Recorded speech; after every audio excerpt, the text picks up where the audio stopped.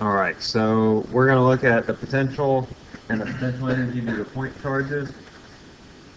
I can find the potential due to a point charge, and it's going to be V, which is going to be K Q over R. I think I've defined this already, but let me just reiterate. You know, if we were talking about forces before, electric forces with Coulomb's law, and then fields, which is a force per unit charge, and we said what potential is a measure of? It's energy per charge. So whenever we're talking about potential, that's going to be energy per charge. And that's what we're looking at here, is the potential, which is the energy per unit charge.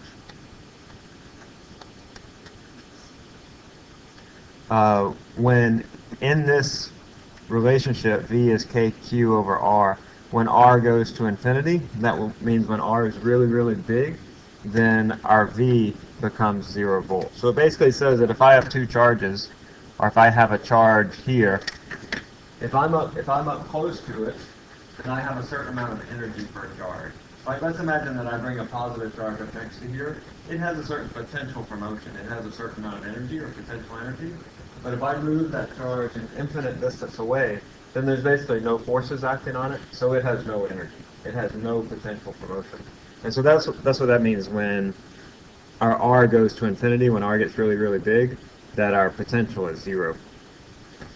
We can do sort of an ad hoc definition of this. If delta V, as we've shown already, is E delta X, and E is KQ over R squared, just sort of doing dimensional analysis, we'll let our X be R, and we cancel out there, and then we get the expression V is equal to KQ over R. So we're not going to do an actual derivation of this, but it's pretty simple to just sort of look at the dimensions of this and find that V is equal to this KQ over R. Let's see, the electric potential is a scalar quantity. So it's going to make adding up the potential due to multiple charges a lot easier than we had with electric fields. So when we had electric fields and we want to know the total field, we had to do all that business with the vectors and the Pythagorean theorem and the tan functions and all that business. So when we want to find the potential of multiple charges, they adds algebraically or just arithmetically. Not like vectors. So we just add them up as numbers, and we'll see that it's a lot easier when we have the potential to find the total potential. A lot easier to work with potential than it is with fields, even though these two things are related. All right, let's see. When you're calculating the potential, this V is equal to KQ over R. Just one thing to note, something that we haven't really done up until now. If Q is negative,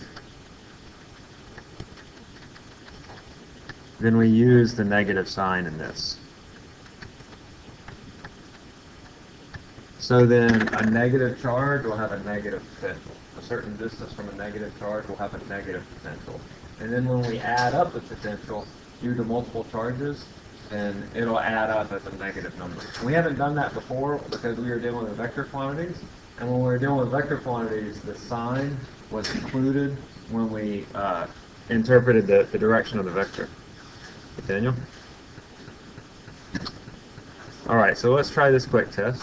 Which of these statements is true at point P, which is at the center of this square? So I have these four charges, a negative Q plus Q, negative Q plus Q, and at this... So at the center of this square, I want to know what is the electric potential and what is the electric field. Now, electric potential is just going to add up as numbers. So at this part right here, at this point right here, I have a potential, for example, due to this charge of plus KQ over R. And then due to this one, at this point, I have a potential due to minus KQ over R because it's a negative Q. And so I want to know what is the total potential. How do the potentials due to all four of these charges add up to? Do they add up to equal 0 or add up to not equal 0? When you're dealing with the fields, you want to go through and figure out the direction of the fields for each particle. So for example, with this particle, I imagine a positive particle here. The field will be in that direction. And then you go around and you do the same thing for the other three particles. And then you should be able to see whether or not the field is 0 or not 0.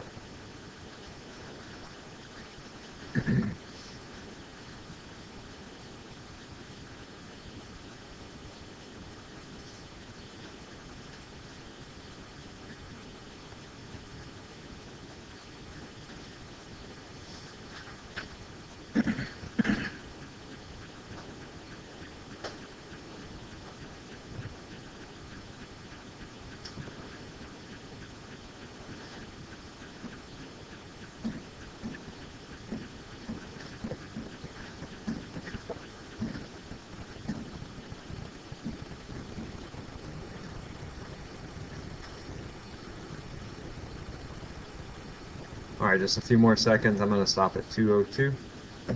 I'm going to stop at 2. Looks like everybody's in. Alright, A is the right answer. The potential is easy, right? That the potential here all adds up to 0 because I have 2 negative charges and 2 positive charges. So due to that negative charge, I have K times negative Q over R. Due to this positive charge, I have K times positive Q over R. Due to this positive charge, I have K positive Q over R. And then due to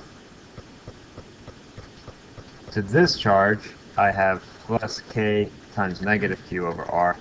So when I add up all of these, they add up. Since I have 2 positives and 2 negatives, they add up to cancel out, and that just gives me a potential of 0.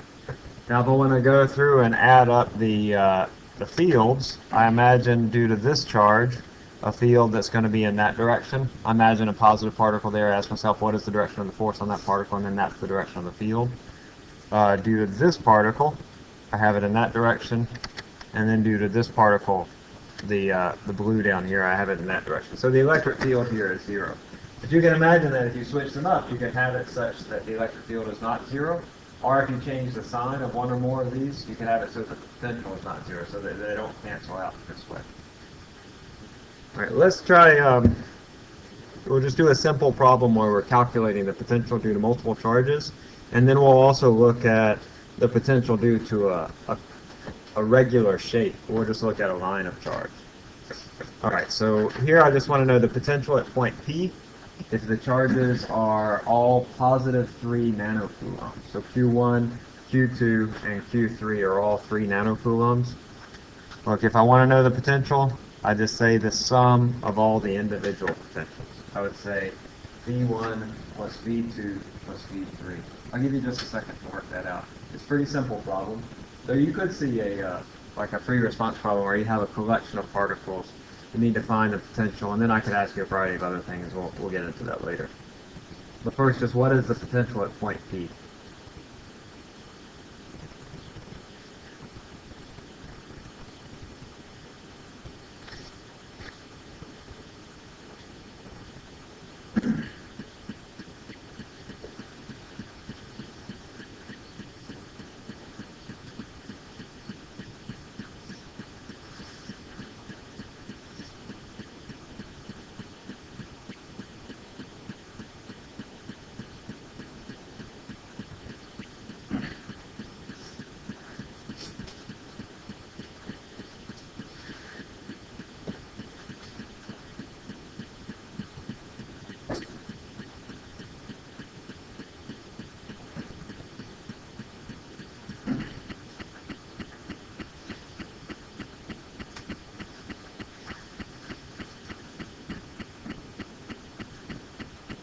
Got a number yet?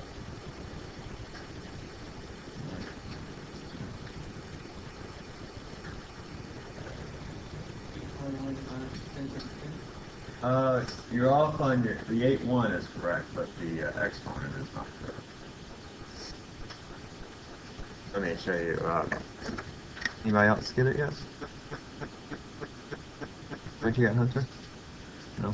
Alright, so I got KQ over R. And since they're all 3 the same, I'm just going to multiply it by 3. Alright, so that's going to be, actually is, Yeah. And so then I have 9 times 10 to the ninth times q, which is 3 times 10 to the minus 9. I think that was probably the mistake you made here. You left off one of these 9s. I forget what you said, but these two cancel out. All right, divided by 1 meter, and it's just kq over r, so that's not squared. And then I multiply that times 3, and I get 81 volts. Excuse me, 81.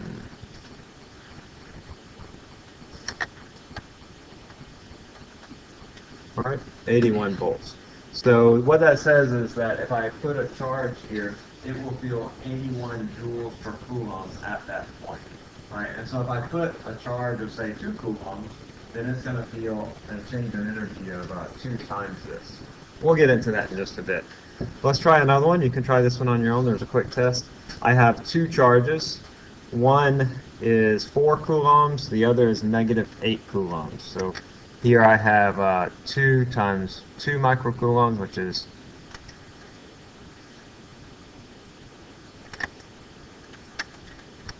4 microcoulombs. And then this one is negative 4 times 2, which is negative 8 microcoulombs. And I just want to know, what is the potential up at this point? See, I'll write the answers up here so I can. A is negative 36,000.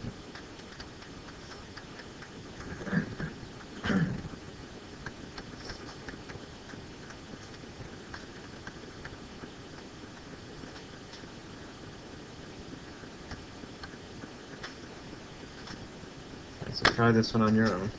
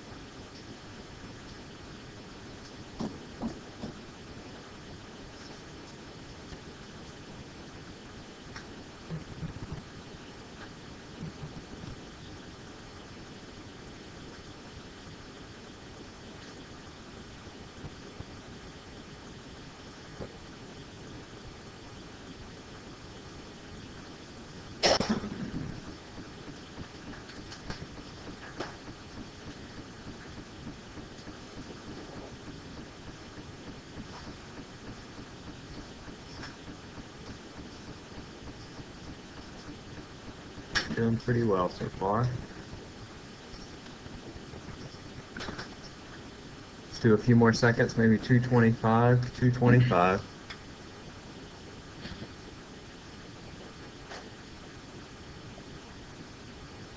All right, good. A is the right answer. So the way you do this, as you know, you just say KQ over R, the sum of all of those. So I'll call this Q1 and I'll call this Q2. So it's going to be KQ1 over R plus KQ2 over R.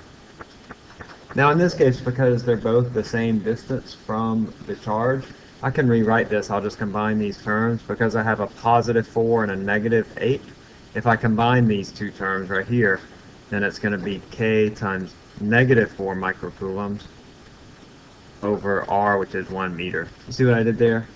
I had an 8K, or excuse me, a 4K over R plus a negative 8k over r. I just said it's minus 4k over r.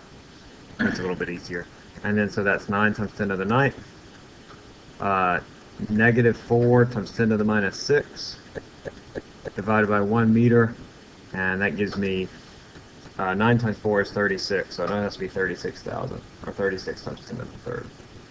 All right. We'll see. This comes into play a little bit later when we deal with potential energy due to a collection of charges. But right now, let's look at the potential energy due to a regular shape. Y'all okay in this? Yeah. Follow how to do this. I think this is pretty simple. Did y'all want to come this morning to class? Like, I did not want to come to class. Usually I want to come to class, but not this morning at all. It was too cold. Maybe my boy didn't want to go to school either. Did you take my temperature? Oh, get out of bed. But I came. I'm here. All right, so let's look at the electric potential of charged objects. We're just going to do it for a line of charge. It's a useful skill to be able to do this, to be able to integrate over an object. And so I have this line of charge. It has a length L. I'm looking for the potential at a point P, which is a distance D, and I can define the line of charge based on its linear charge density, which is that lambda. Do y'all remember the units for lambda? We talked about this sometime before. Remember we had different units of charge density. We had lambda.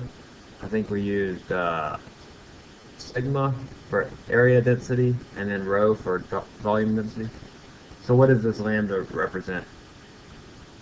Charge per unit what? No, it's not a volume density. This is a linear density. Well, it is a bar, but we're considering it more as a line of charge, not as a cylinder, but as a line. So it's a charge per unit.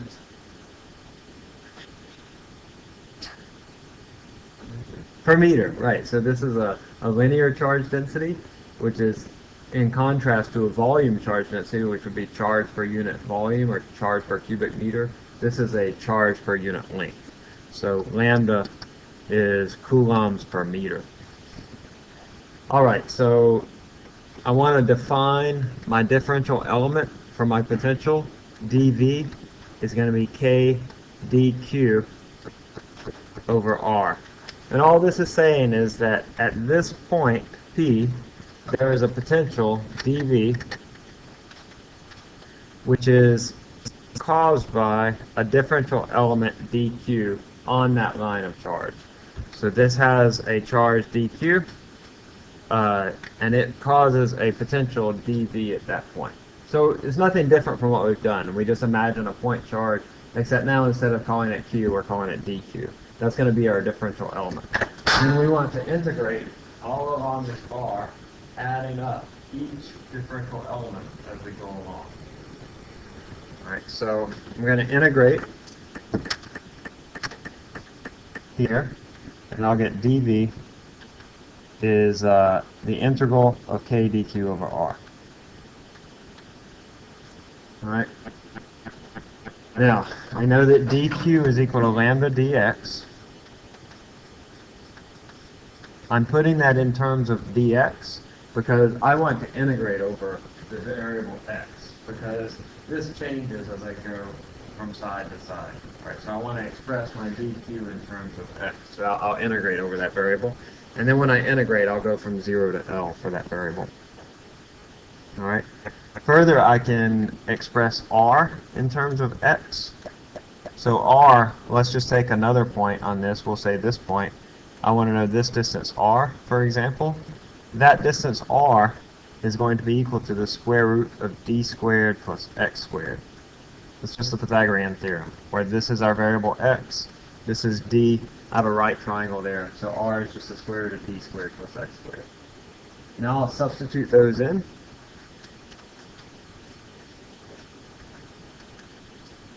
That's going to be the integral of k lambda dx over the square root of d squared plus x squared. Now I have it in a form where everything is constant, right, except for the variable x. K doesn't change, lambda doesn't change.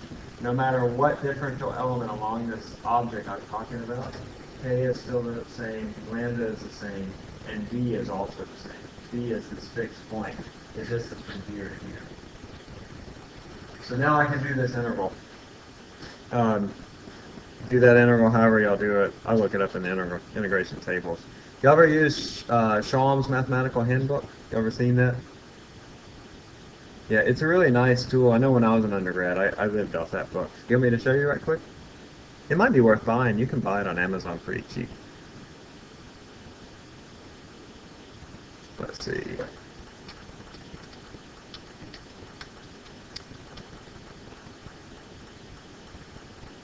Oh, and it's Valentine's Day.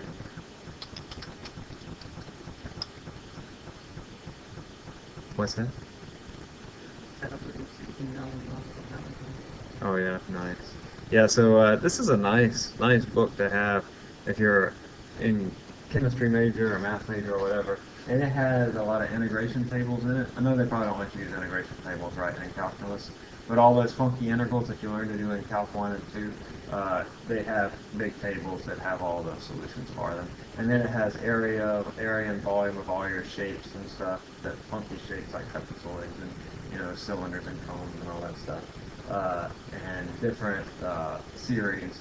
It's a really nice book. I think it's worthwhile to invest the $2.98 in it. It's paperback. It's a nice book. They have some nice chemistry books too. It's just sort of like Cliff Notes for chemistry or Cliff Notes for physics or whatever. All right, if you're interested in that, I have a bunch of copies. You can come by and look at them. All right. So anyway, I look in Shalom's. In Shalom's, it tells me in the integration tables that the integral of du over the square root of u squared plus a squared, which is the form that I have in this integral, that this integral is equal to the natural log of u plus the square root of u squared plus a squared. All right, so that's from the integration tables, and then I can apply it to my integral. I'm going to get, let's see, v is equal to k times lambda. Take that out of there. Integral of dx over d squared plus x squared. Then I apply that integration table. K lambda, it's going to be the natural log. What is my variable u here? So in this integration table, what represents u? X is u. So the natural log of x plus the square root of x squared plus what? What is my a here? This is d. This is a constant. U is like some variable that's changing, and a is just a constant. X squared plus a squared, or d squared rather. Alright, and then I want to apply my limits of integration. I'm going from x equals 0 to x equal L. And I get the expression, so it's just v equals k lambda natural log L plus d squared plus L squared. Let's see. Alright, I'm not sure where this will fall into the exam. I might have y'all do another derivation like we did before prior to the exam or whatever, but I'll let you know well beforehand. Okay? It's a useful thing to be able to integrate over shapes. So that's just why I threw this in here. Alright. Let's look at electric potential energy and potential. Can I go down from here, y'all? Alright. So, we know that the potential at point P is kq over r. I've already shown that. Now, if I bring a charge, or if I have a charge that's way over here, what is its potential at a distance of very big r? If r is very, very big, infinity basically, what is my potential at a point over in this area? 0, right. So when r goes in infinity, that means that your potential, your energy per charge is 0. Then if I come in to this point, I have a change in potential, I have a certain amount of energy per charge. Right? So imagine that I take a charge from here, and I move it over to this point. It will require a certain amount of energy, or a certain amount of work, to move it from where it has 0 energy to where it now has non-zero energy. Right? So I want to be able to figure out what is that amount of work to move an object, a charged object, from an infinite distance away over to point P. And what I'm doing then is just figuring out what is the potential energy that's contained within this collection of charges. If I have these charges arranged in a particular way, what amount of energy is contained within that collection of charges? This is important in chemistry, of course, because, I mean, that's what you deal with, right? You have charges that are configured in a particular way, and they contain a certain amount of energy. All right. So let's see, our change in potential energy, just based on our definition of potential, our change in potential energy is equal to Q times V. So if I'm imagining a particle Q2 over here, and I'm moving it from r equal to infinity over to this point, this is going to be represented as Q2, that's the charge that I'm moving, times the potential due to V1. Right, there's a certain change in potential that's just due to this charge when I go to this point, and so the amount of energy that I'm gaining is equal to this charge times that change in potential. Right, I know that Q2, or V1 rather, is K Q1 over R, and so my change in potential energy is going to be K Q1 times Q2 over R.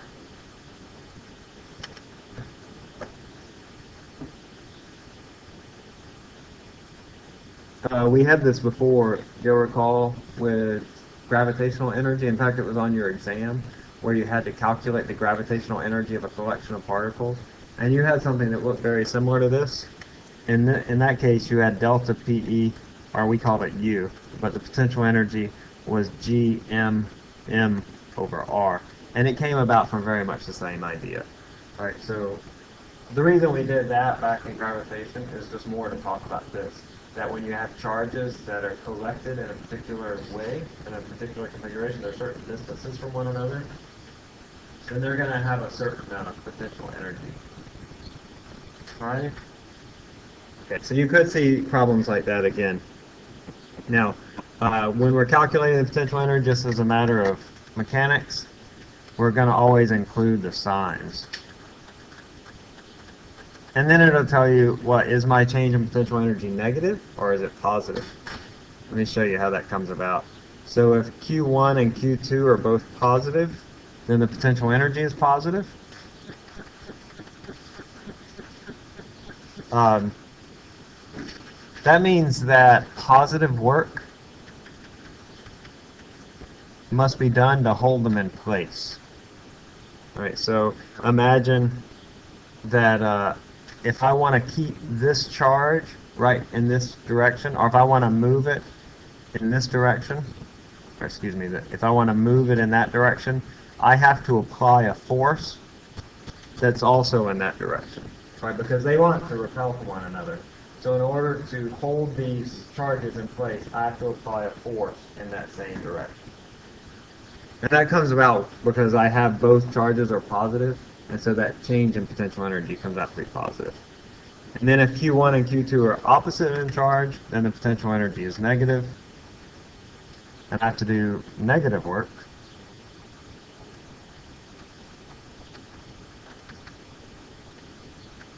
To hold them in place. So if my displacement is in this direction, I have to actually apply a force in that direction because these two particles are attracted. This isn't terribly important. It works out in the math. If you include the charges, your potential energy will become positive or negative depending on the situation. Just remember to include the signs in those charges. All right, so if I wanted to determine the amount of work required to assemble these charges, and I've sort of done this differently over the past few years, and so now I'm sort of teaching it this way, that if I want to know the energy required to assemble the charges, then I just calculate my potential energy, which is K QQ over R. Q1 over Q1 times Q2 over the R between them. And so in that case, it would be 9 times 10 to the 9th times Q1, which is 2 times 10 to the minus 6, times Q2, which is negative 3 times 10 to the minus 6. This is a negative. Divided by the R, which is 1 meter. Let's see, that is 1854 times 10 to the minus 3. Is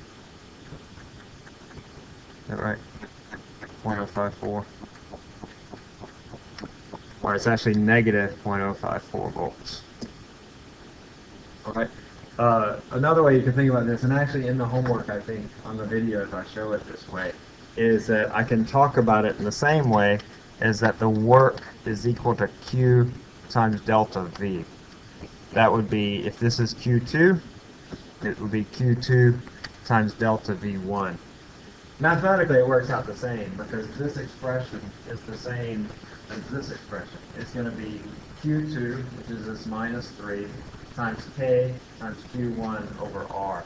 So mathematically, these are the same. It's just sort of how you think about it.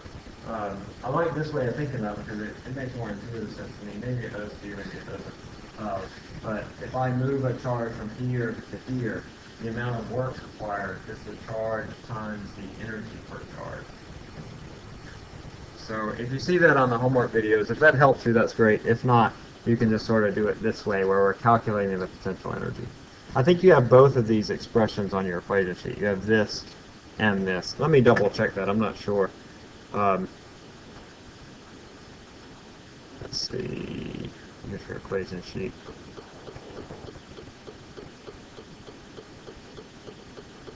So there's your potential energy, and you know, you sort of have it. You sort of have it right here that the work is Q delta V. All right. Okay.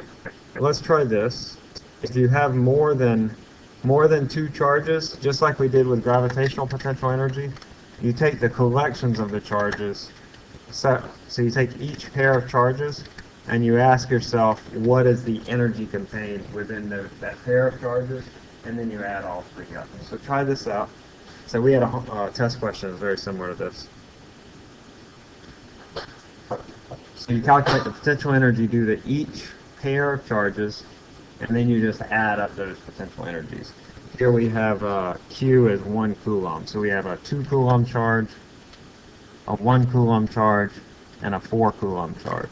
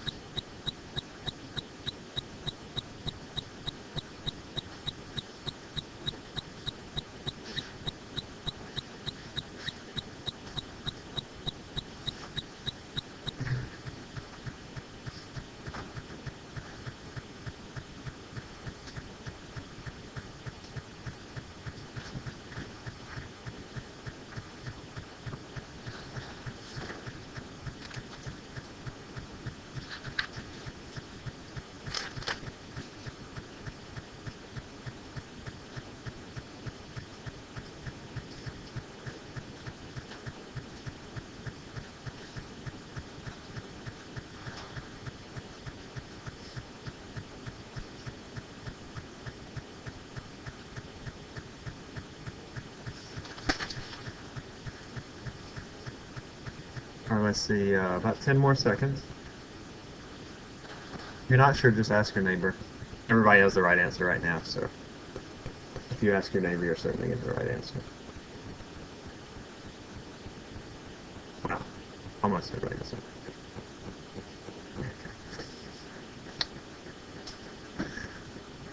Okay, a few more seconds, I'll stop at 3.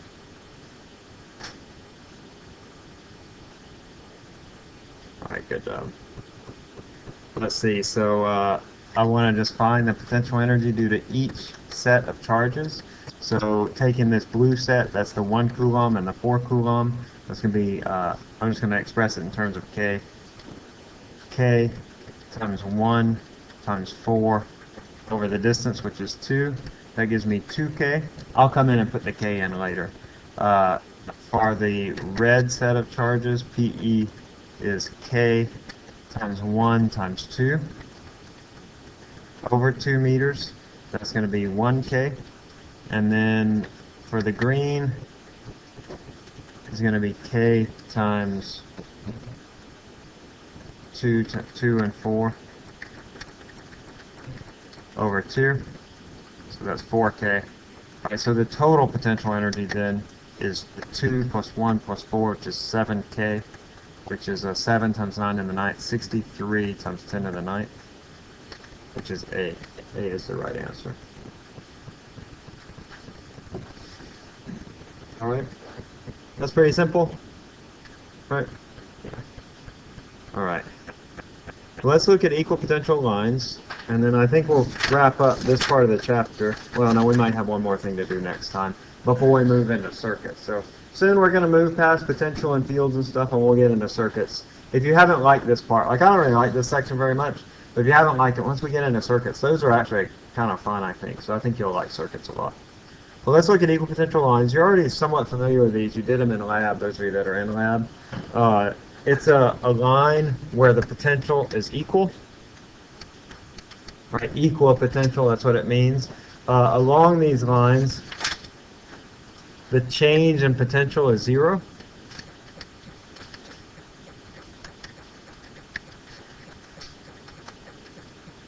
That is, say, delta V is equal to 0.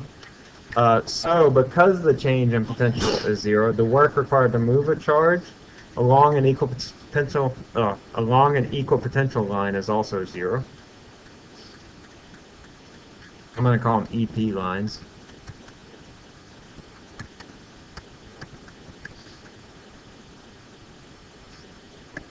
Because if you remember delta V, which is VB minus VA, that's equal to my change in potential energy over Q. We describe potential as energy per charge.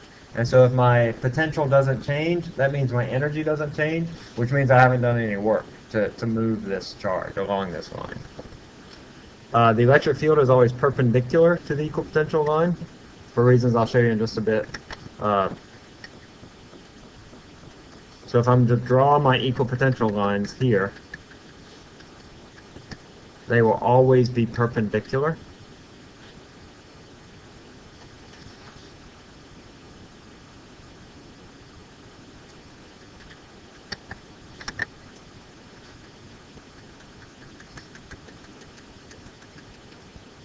Like this.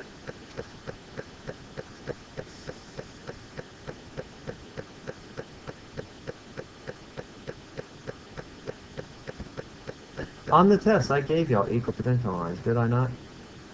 And we hadn't talked about it yet, had we? Okay. I'm sorry, I don't think many people missed that, but if you did, just bring your test to me if you missed points because I marked off on your equipotential lines. I'm sorry, I thought we had covered that. I didn't realize it was in this section. If you missed any points on that, just come see me and I'll fix it. You follow what I'm saying? Equipotential lines wasn't supposed to be on the test because we hadn't covered it yet. I think most of y'all probably knew it because from the lab, right?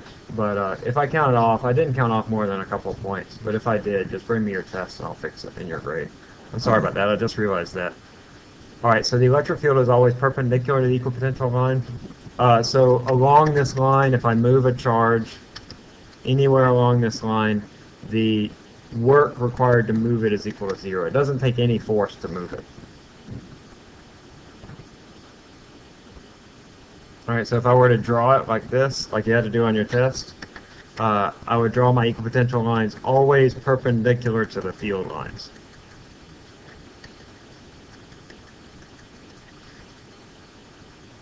Alright, so here's a charge with potential lines, equipotential lines that are drawn. Which of these has the potential at its greatest value? Is it A, B, C, D, or is it C and D? Which of these has the potential at its greatest value? A positive charge in the middle.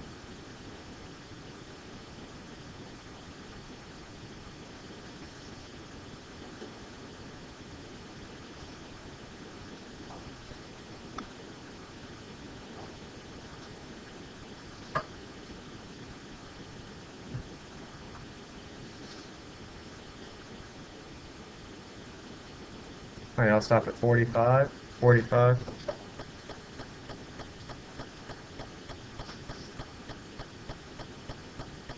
All right, very good. Let's see. I want to joke. I haven't had a joke all morning. Did I tell you the frog joke about the frog in the car? What happens to a frog's car when it breaks down? It gets towed away. No, they're not the same, frogs and toads, but it's a joke. It's a joke. Huh? A fast joke? A fat joke? Like a PH fat joke? Never mind. Like a cool joke. Yeah.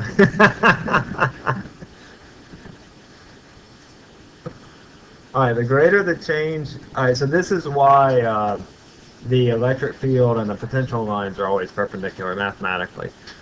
We've already shown it, sort of. But let's just have a few minutes. I'm going to introduce this. The greater the change in the potential, the charge will experience a greater work due to the E field.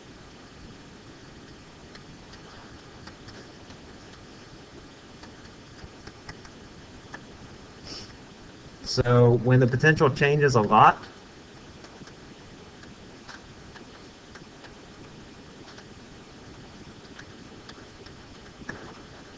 that means that the E field is bigger.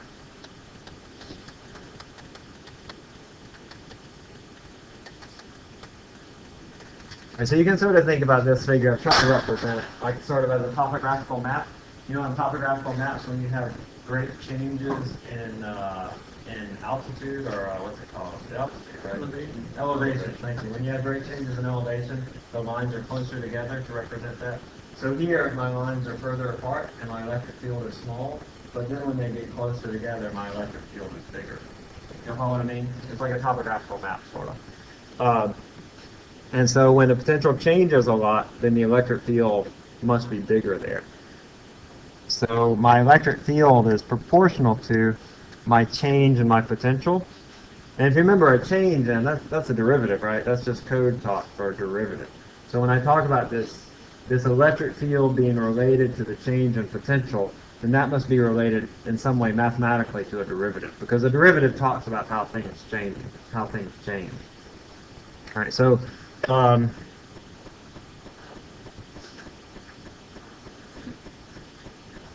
work is equal to negative Q times dV. Already sort of established that. And work is also equal to F dot D. If I set these two equal, F dot D is equal to negative Q dV. This is just saying that my work is equal to that charge times the change in potential. And I know that F dot D is F cosine theta D. I'm going to call this ds. So now I'm talking about a differential change in my distance. This is equal to negative Q dV.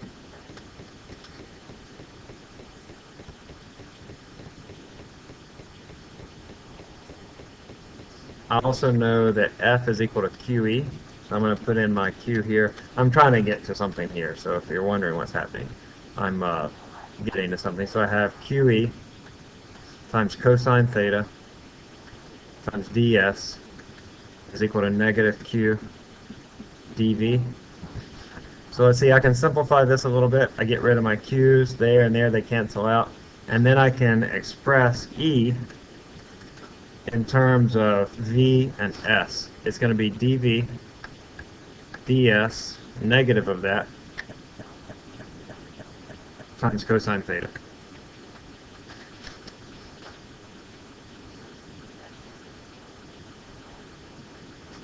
Alright, so this, alright, not times cosine theta, I'm sorry. I did that wrong. It's actually going to be E times cosine theta over here. What's that? Yeah, that's a negative dV ds, right. Now this is the electric field component in the same direction